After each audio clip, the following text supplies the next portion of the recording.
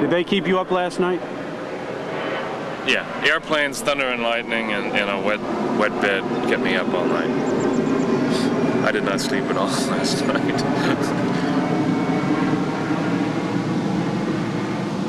I did not sleep for 5 minutes last night, you know. Oh my God, you're kidding. I swear to God. Now where are we going? We're going out to the Coast Guard's lighthouse today. Supposedly. What, you want to sleep? I don't know. I'm going to listen to the radio and see if I can get we got to go out news there, man. report. It's not that You know what I'm saying? It's not that far. We have to go. They're expecting us. All right. The last manned lighthouse, man. We're that close. It is calm.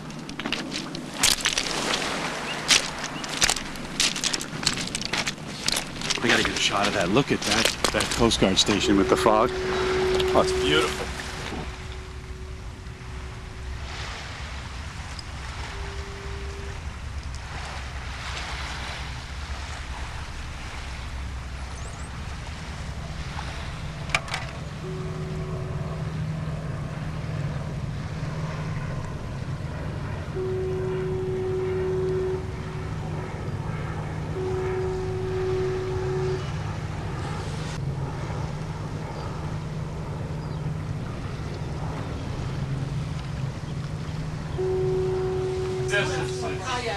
Not bad.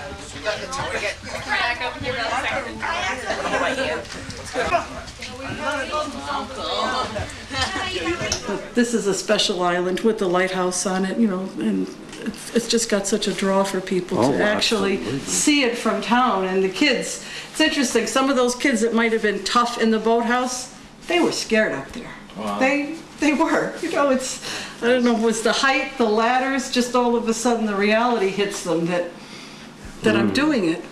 The only difficult part is you're just stuck out here. You get see Boston and you just can't leave, you know, you're just stuck out here. It's not a 9-to-5 job and whatnot. What about family? Are you married? No, I'm single. I have a 7-year-old. He stays with my dad in New York. Could you bring him out here? Yeah.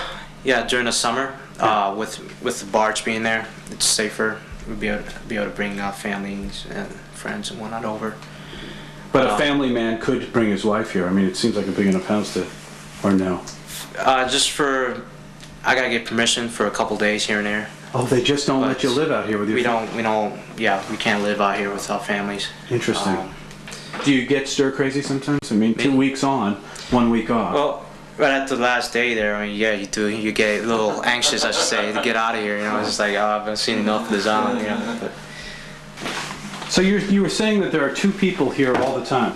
yes, reason for that is for safety, in case one gets hurt. Sure.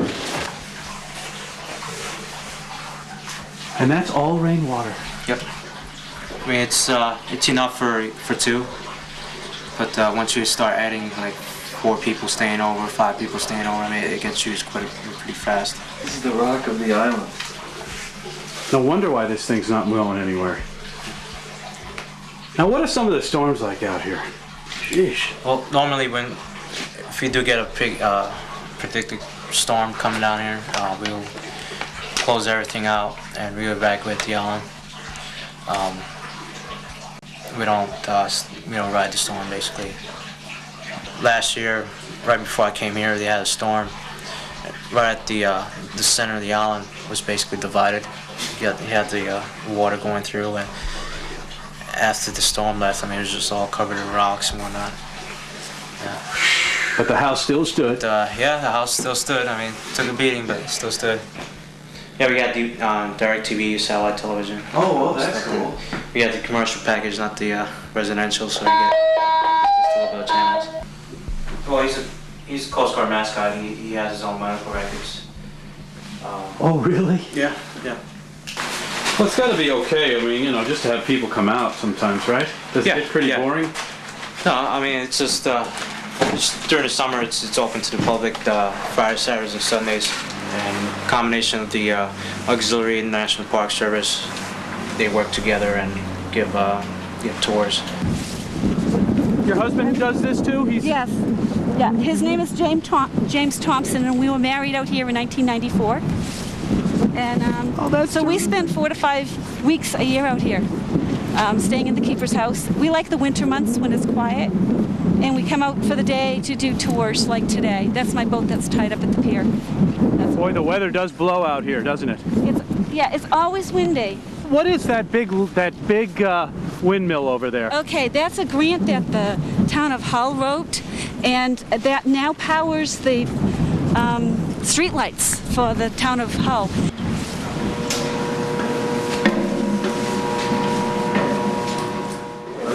The tower itself was built in 1783.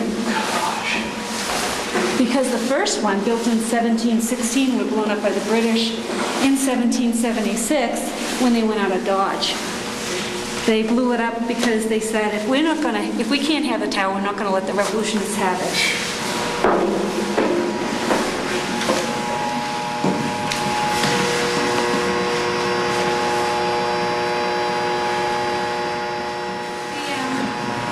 The structure that you see here was the original from 1859. These here, what we call the chariot wheels, the truck wheels, are the sacrificial metal. So this is what gets worn, and they get replaced about every 6 years. So the gear works is the original part here, the greasy part. And there's a 1,000-watt lamp that gets magnified to 2 million candle power as it goes through the bullseyes. And it's timed so that it appears to flash every 10 seconds. And it appears to flash because the lamp itself doesn't flash. It's the rotation of the Fresnel lens that it magnifies it when it lines up with the bullseye.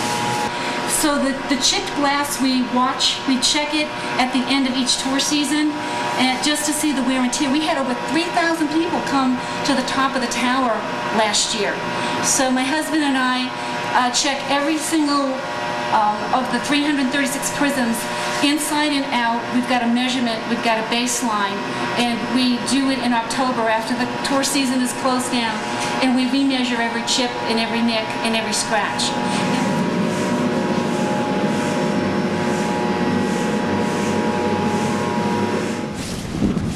Family station from 1716 to 1960. In 1960, they decided to make it what they called a stag station.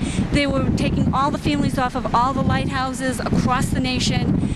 And so they moved the 3 keepers into the keeper's house, and then they said, what do we do with this duplex house? So not knowing any better way to do it, they burnt it down.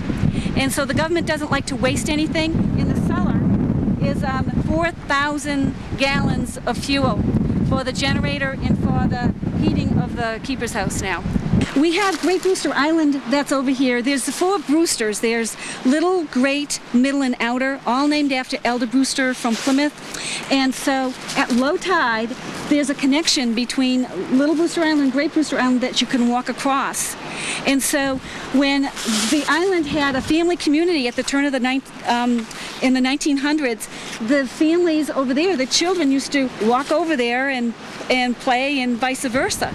How about the water quality of this harbor now? Oh, it's really cleaned up. I mean, having been brought up in this harbor, it was really filthy. There was a lot of times when the beaches were closed, you couldn't go swimming.